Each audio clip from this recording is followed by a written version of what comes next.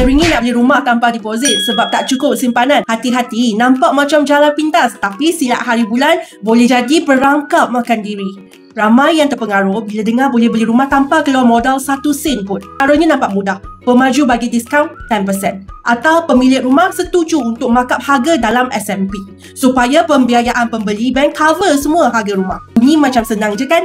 Tapi realitinya sangat bercanggah. Save dan like dulu sebab Melissa nak bagi satu manfaat. Sebenarnya teknik tanpa deposit ni memang hujung.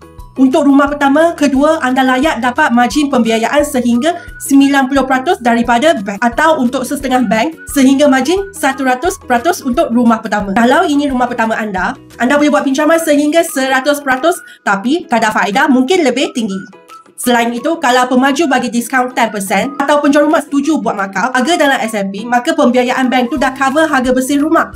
Tapi, tanpa deposit tidak bermakna tanpa risiko. Saya Melissa, kepakaran saya ialah bantu susunkan profil dan padankan anda dengan pembiayaan rumah yang sesuai. Dan risiko paling besar yang ramai tak tahu, bank sebenarnya sangat pandang dengan kes markup. Jika bank tahu pemaju memberi diskaun 10%, mereka selalunya akan bagi margin pinjaman 80% sahaja. Untuk rumah subsale, jika bank mendapati harga SMP adalah harga markup, bank berhad batalkan pembiayaan anda serta-merta walaupun anda dah sign agreement. Maka anda mungkin sudah rugi kos yuran guaman yang telah dibayar. Jadi kalau nak guna cara beli rumah tanpa deposit, pastikan anda faham risiko ini. Jangan main terjeras sahaja. Follow Melissa for more tips.